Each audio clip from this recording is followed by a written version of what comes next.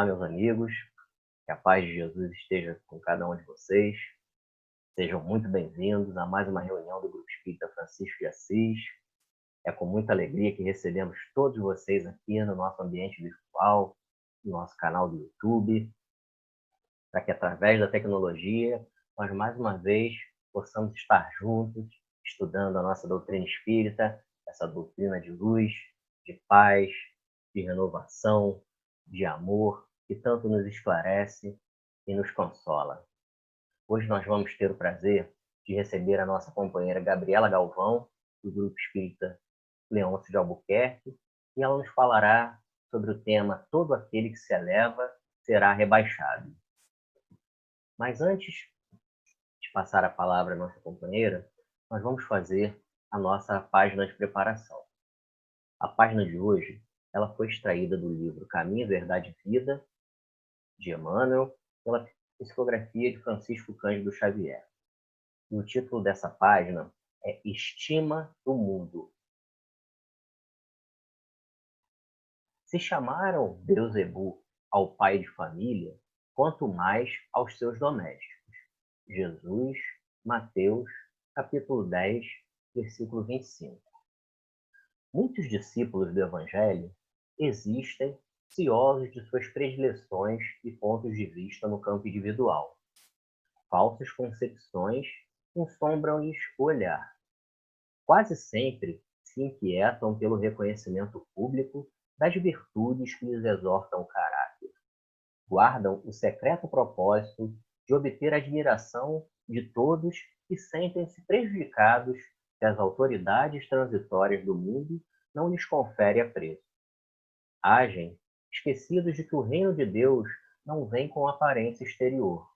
Não percebem que, por enquanto, somente os vultos destacados nas vanguardas financeiras ou políticas arvoram-se em detentores de prerrogativas terrestres, senhores quase absolutos das homenagens pessoais e dos necrológios brilhantes. Os filhos do reino divino sobressaem raramente e, de modo geral, enchem o mundo de benefícios sem que os homens os vejam, a feição do que ocorre com o próprio Pai. Se Jesus foi chamado feiticeiro, crucificado como malfeitor e arrebatado de sua amorosa missão para o madeiro afrontoso, que não devem esperar seus aprendizes sinceros, quando verdadeiramente devotados à sua causa. O discípulo não pode ignorar que a permanência na terra decorre da necessidade de trabalho proveitoso, e não do uso de vantagens efêmeras que, em muitos casos, desanulariam a capacidade de servir. Se a força humana torturou o Cristo, não deixará de torturá-lo também. É ilógico disputar a estima de um mundo que mais tarde será compelido a regenerar-se para obter a redenção. Bem, meus irmãos, vamos agora nos unir com prece, pedindo a Deus, nosso Pai de infinita bondade, que abençoe a nossa reunião de hoje, nos dando a permissão de iniciar os nossos trabalhos. E hoje, Senhor, cada um dos que conosco está sintonizado, possa oferir um pouco de paz, um pouco de tranquilidade, de harmonia, de força, de fé, para que no dia a dia suas forças possam ser renovadas para enfrentar as dificuldades que se apresentem. Senhor, abençoe nossos sinceros esforços de melhoria e intui a nossa companheira Gabriela Galvão, que fará a exposição de hoje, para que possa fazer chegar ao coração de cada um aquilo que estejam necessitados. Que as palavras de Jesus lhes conforte e lhes abençoe. Fique conosco, Senhor, hoje e sempre. Assim seja, graças a Deus.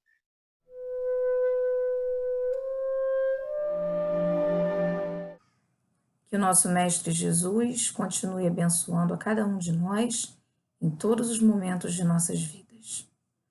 Hoje nós vamos falar sobre um tema que provavelmente é um velho conhecido de muitos de nós, mas que infelizmente ainda reside em nossos corações, em nossos pensamentos e nas nossas atitudes também, que é o orgulho.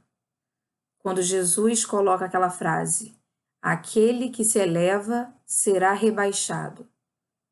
E daí se seguem muitas reflexões e muitas ideias para que nós possamos combater esse sentimento tão ruim em nós.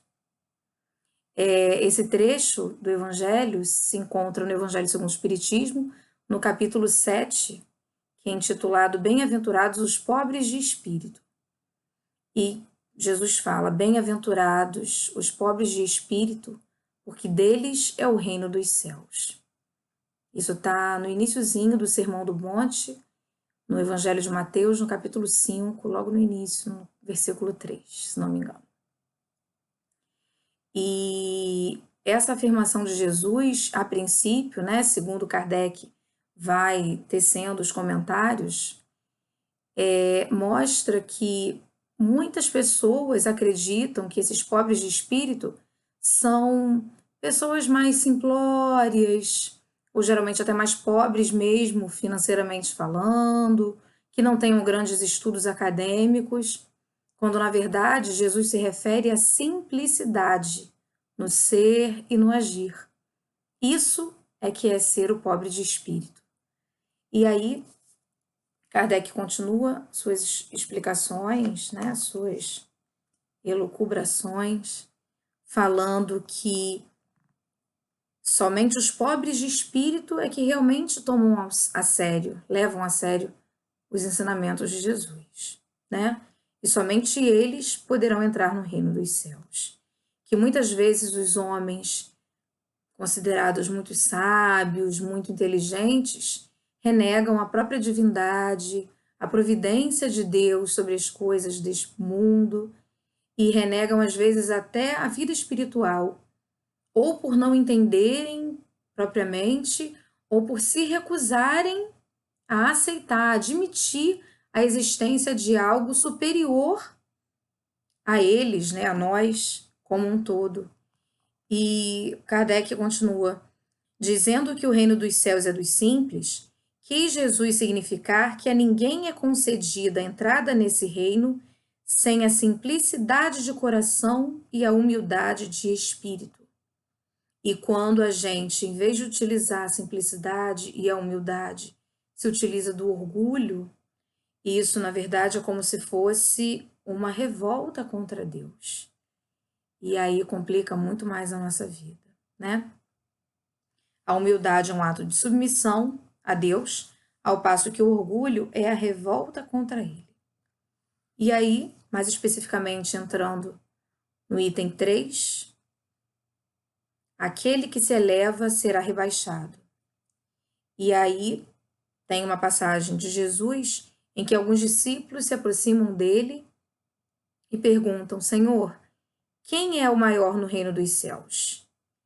E Jesus chama para si um menino, coloca no meio deles e respondeu: digo-vos em verdade que se não vos converterdes e tornardes quais crianças, não entrarei no reino dos céus. Aquele, portanto, que se humilhar e se tornar pequeno como esta criança, será o maior no reino dos céus. E aquele que recebe em meu nome a uma criança, tal como acabo de dizer, é a mim mesmo que recebe. Confirmando mais uma vez a importância da simplicidade e da humildade para com o trato com os nossos semelhantes, né? E aí ele continua falando no item seguinte: aquele que quiser tornar-se o maior, seja o vosso servo, e aquele que quiser ser o primeiro entre vós, seja vosso escravo. Do mesmo modo que o Filho do Homem não veio para ser servido, mas para servir e dar a vida pela redenção de muitos. E aí a gente lembra de Francisco de Assis, né, São Francisco, que dedicou a sua vida a servir, né?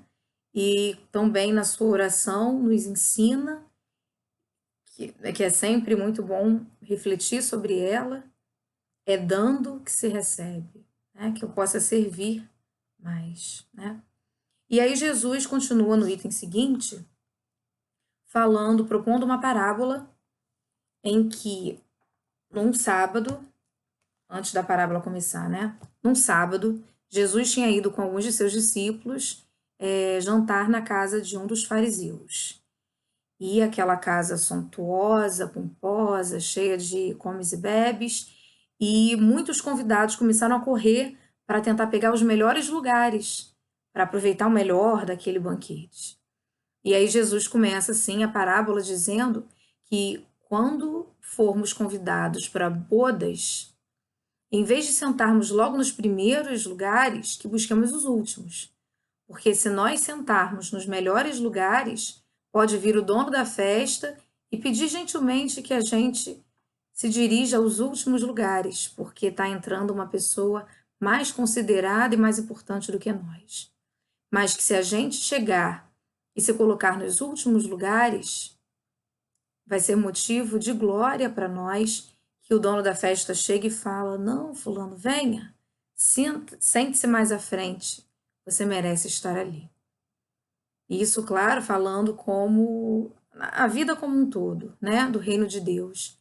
O que Deus espera por nós e que Jesus não se cansa de afirmar sobre o princípio de humildade, que ele não cessa de apresentar como condição essencial da felicidade prometida aos eleitos do Senhor.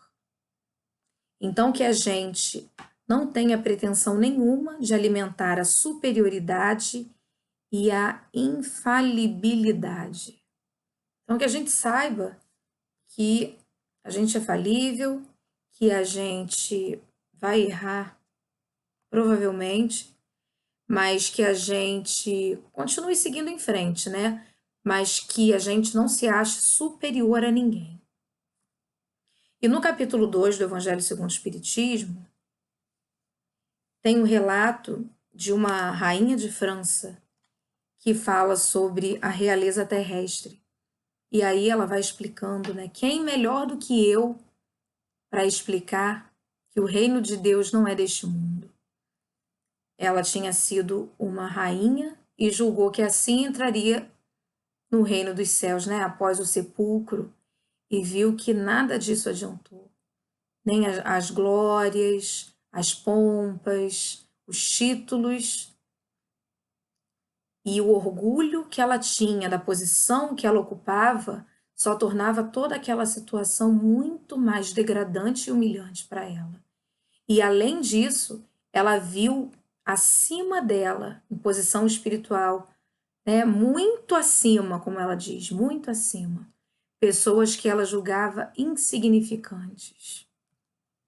Porque a gente sabe que não são os títulos, nem as glórias, nem os bens materiais que ditam a nossa estadia, o nosso nível espiritual, nem agora e muito menos depois da morte do corpo, né?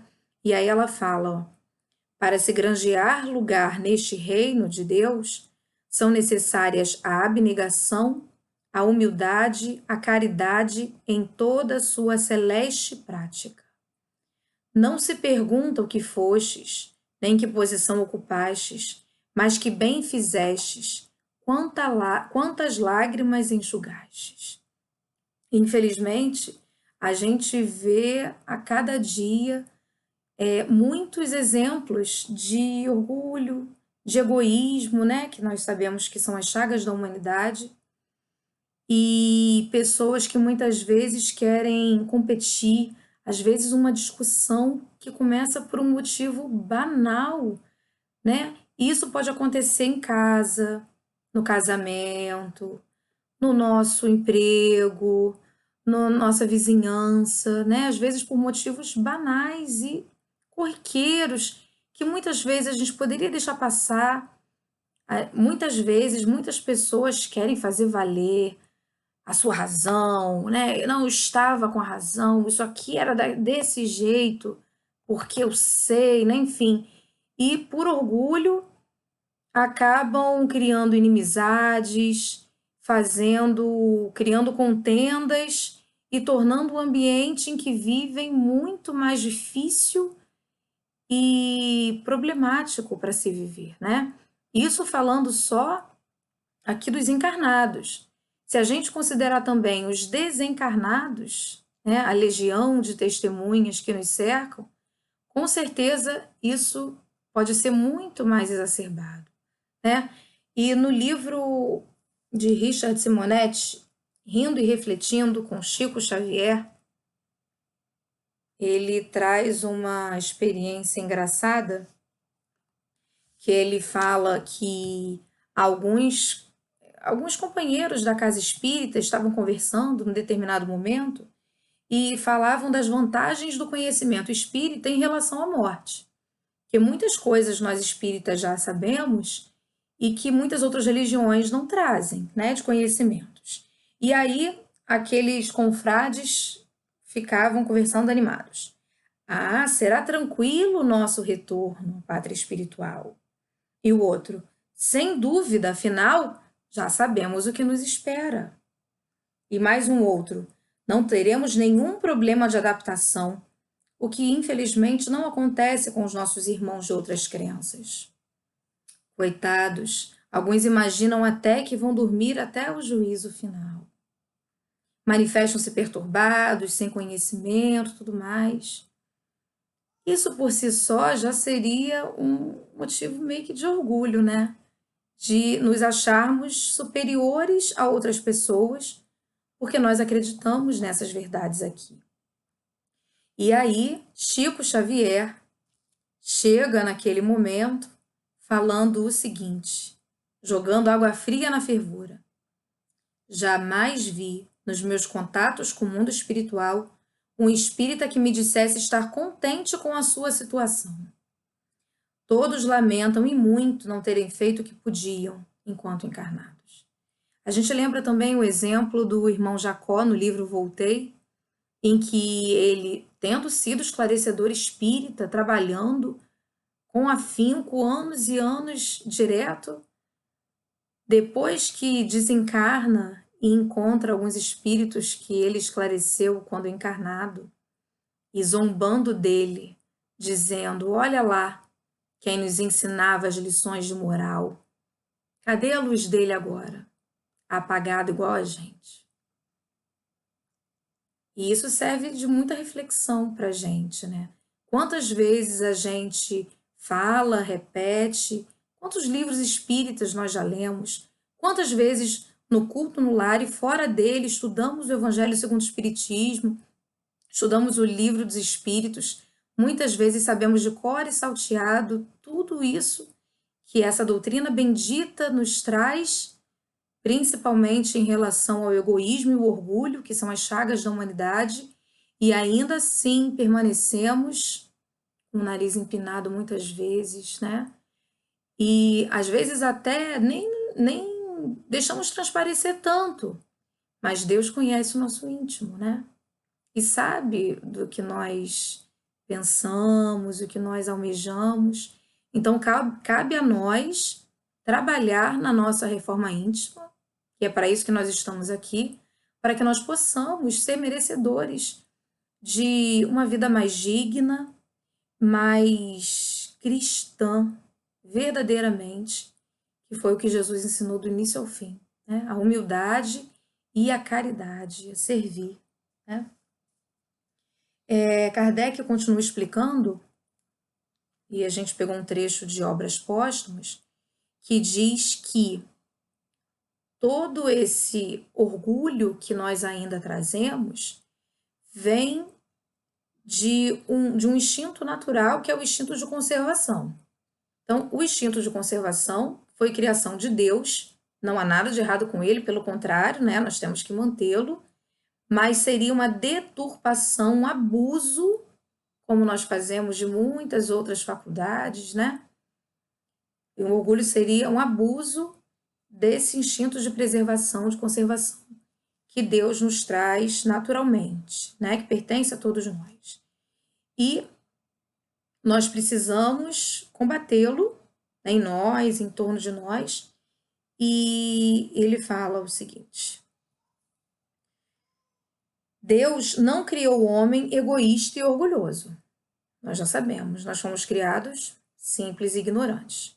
Mas acabamos por deturpar com o nosso livre-arbítrio todas essas questões, nos fazendo sentir mais importantes do que realmente somos, mais necessitados de conforto e de bem-estar, como nós imaginamos ser. E aí a gente lembra, tem a ver também com esse trecho, a questão 785 do Livro dos Espíritos, em que Kardec pergunta o seguinte: qual é o maior obstáculo ao progresso? Nós já sabemos, né? O egoísmo e o orgulho. E aí ele vai explicando que o egoísmo e o orgulho acabam gerando tantos males, né? Que acabam até entravando o nosso progresso moral. O progresso intelectual, ele acaba acontecendo naturalmente pela busca que o homem tem de trazer mais conforto, de trazer mais alívio, né, para suas dores físicas, a sua busca de conhecimento.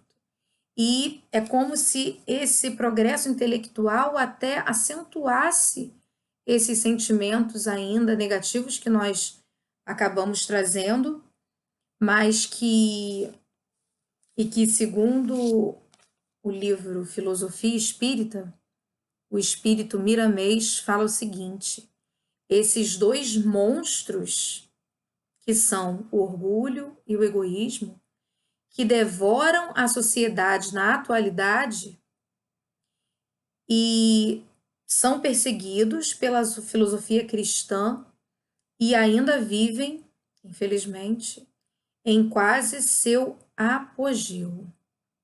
Então, mesmo passados 2000 anos da vinda de Jesus aqui, mesmo com tantos lembretes benditos dos benfeitores espirituais, através dos livros espíritas, através da codificação, né, obviamente, ainda assim a humanidade e nós espíritas continuamos nos deixando levar por eles.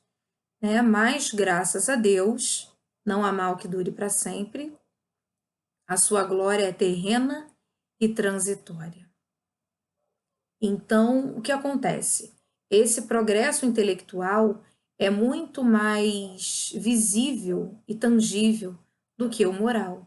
Então, o homem acaba se deixando levar pelo conforto material, pela aquisição dos bens materiais e acaba deixando para mais tarde os verdadeiros bens que são os espirituais, as virtudes que a gente precisa granjear na nossa vida como um todo, né? E aí o Miramês continua falando que, claro, o progresso é uma lei, então o progresso moral também se dá. Mas, infelizmente, às vezes, né, chega a ponto dos feixes de luzes de Deus desimpedirem todos os caminhos por processos variados. Então, esse progresso moral tem que se dar, né? E muitas vezes ele se dá através de flagelos, da fome, das guerras e pelo anjo da dor. Então, muitas vezes, esse momento tão difícil que nós estamos vivendo agora também fazem parte desse processo que nós precisamos ainda passar, porque muita coisa a gente ainda não aprendeu pelo amor. Então a dor vai vir para corrigir em nós, né? E aí ele traz uma carta de Paulo aos Coríntios, a segunda carta de Paulo aos Coríntios, no capítulo 4, versículo 18, em que Paulo lembra o seguinte: não atentemos nós nas coisas que se veem, mas nas coisas que não se veem. Então, que a gente deixe um pouco de lado a matéria, né, o progresso intelectual mais visível e tangível, porque as que se veem são temporais e as que não se veem são eternas. Então, que a gente foque mais no nosso progresso moral, lutando pela nossa transformação moral e pelo nosso progresso, né, para o bem. E a gente, se for prestar atenção, sempre tem uma necessidade a ser atendida, próximo de nós.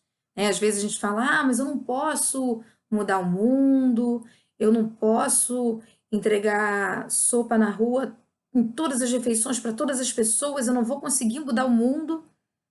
Mas onde nós estivermos agora, mesmo dentro de casa em isolamento social, quem está, a gente pode observar as oportunidades que a vida nos traz, nem que seja de fazer uma prece por alguém que esteja necessitando, né? Então, que nós estejamos atentos a essas oportunidades, mas não para aparecer, mas para servir verdadeiramente, né? A humildade, lembrando, é necessária em todos os momentos, em todos os lugares em que nós estivermos. Em casa, no trabalho, até no trânsito, né? E se a gente não cultivar essa humildade, se a gente baixar um pouco a crista do orgulho, a gente acaba se metendo nas brigas. Às vezes, a gente vê as pessoas muito reativas, né? Por uma coisa. Calma. Tem gente que tem um ditado, né? Dou um boi para não entrar numa briga. Mas a gente tem que dar também a boiada para continuar sem entrar. Porque se a gente quer um mundo de paz, a gente não pode fomentar os confrontos, né? Desde pequenos.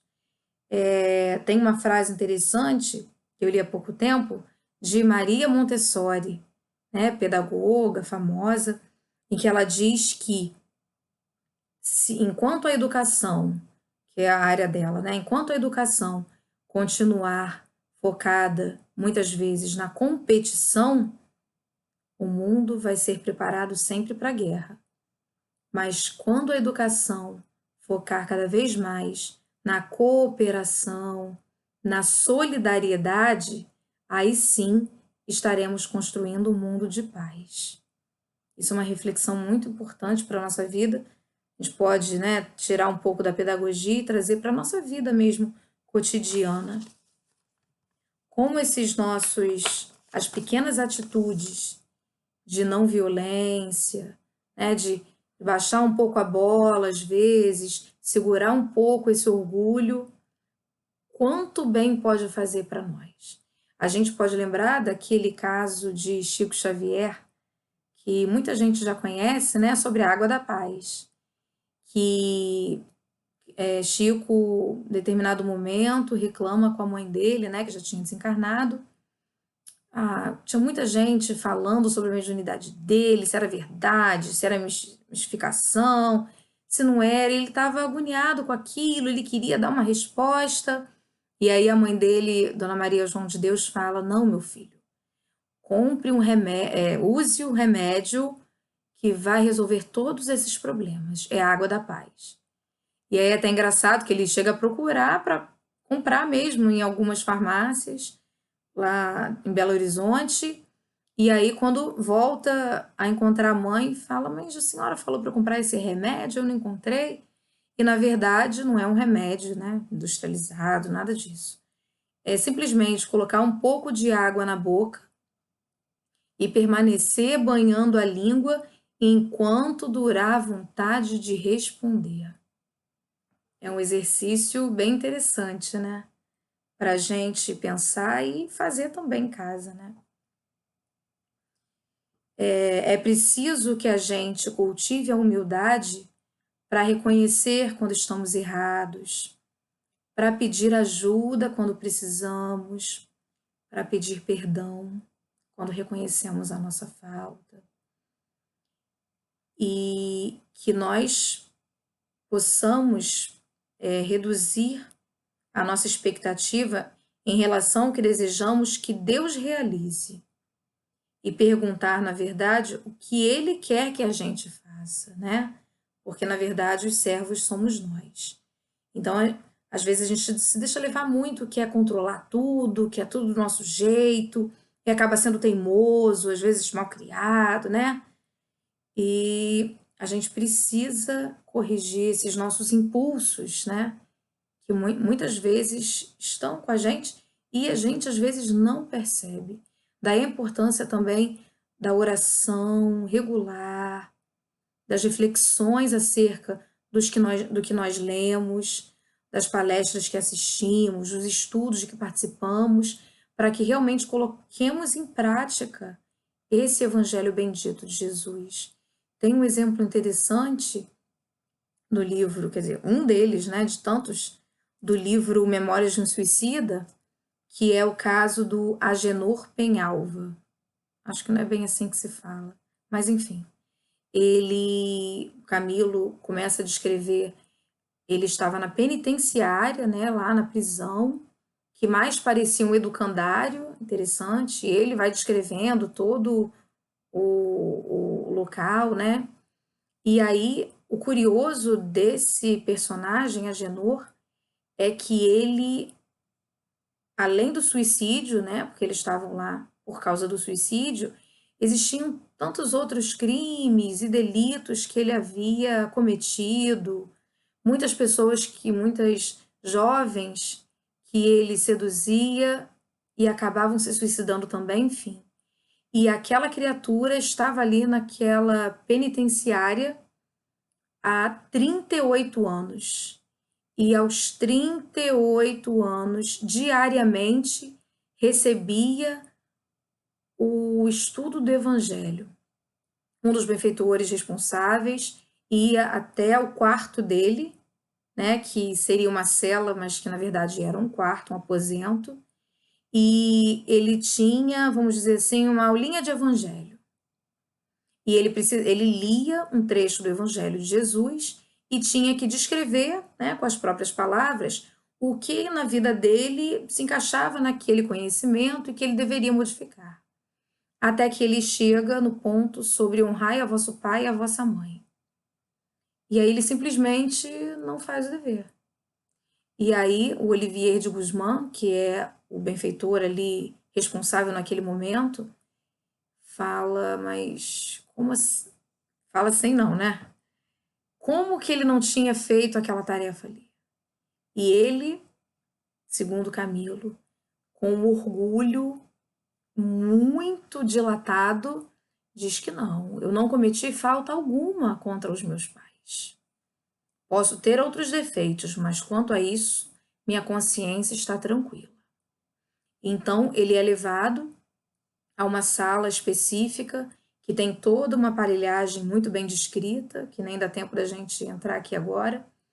E aí ele é, vamos dizer assim, induzido a rememorar aquelas lembranças e ele começa desde que tinha 5 anos de idade.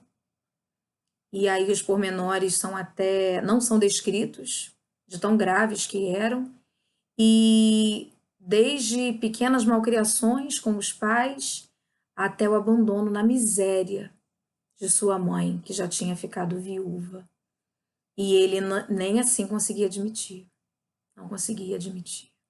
E aí, vendo como se tivesse sido um filme interessante vindo de sua própria consciência, ele consegue, de alguma maneira, cair em si naquele pequeno intervalo de tempo.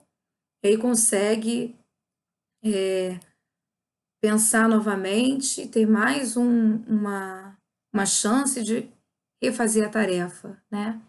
E o padre Anselmo, que está ali explicando tudo para o Camilo, para os outros espíritos que estão assistindo, diz que aquele tipo de espírito, na verdade, precisaria de uma reencarnação extraterrena. Por tantos delitos que ele havia cometido, ele precisaria estar em outro planeta inferior à Terra ou nas circunvizinhanças do nosso planeta para expiar com muito sofrimento em alguns anos o que reencarnando na Terra levaria pelo menos alguns séculos.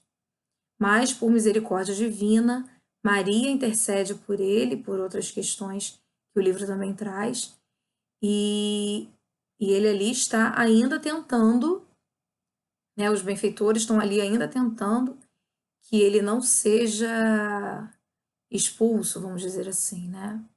E a gente pode trazer isso um pouco para os momentos que nós vivemos agora, de transição planetária, né?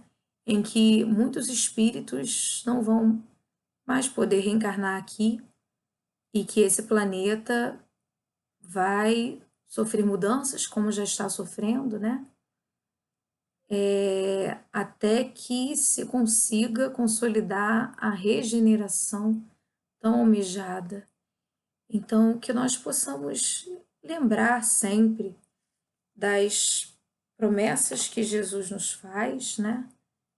De que nenhuma das ovelhas que o Pai lhe confiou se perderia, que nós somos suas ovelhas, Ele é o nosso pastor, Ele nos conhece nominalmente, então que nós consigamos seguir esse caminho que não é fácil por causa ainda do nosso orgulho, ainda muito dilatado, do nosso egoísmo, mas que a gente consiga, através da abnegação, do exercício da humildade, da tolerância, da compreensão, que nós consigamos seguir esse caminho bendito do servir, né? Pensando, é bem difícil, né? Pensando mais nos outros do que em nós mesmos, para que nós possamos realmente colocar em prática a caridade, que só através dela vamos conseguir chegar à nossa tão almejada felicidade. Né? Que Jesus possa nos abençoar, nos intuir, para que nós consigamos nos desvencilhar desses monstros devoradores, que são o orgulho e o egoísmo, para construirmos somente o bem por onde nós passarmos. Né? Que Jesus nos abençoe. Vamos orar agora. Deus, nosso Pai, de infinito amor e bondade, Senhor Jesus, nosso Mestre e amigo, obrigada por estarmos mais uma vez aqui, Senhor, reunidos em Teu nome, que nós possamos refletir nestes ensinamentos benditos que o Senhor nos trouxe, que nós possamos estar sempre em sintonia com os nossos anjos da guarda, com os protetores amigos que nos orientam, que nos fortalecem, para que possamos, Senhor, colocar em prática o Teu Evangelho bendito, pois sabemos ser Ele o único caminho para a salvação.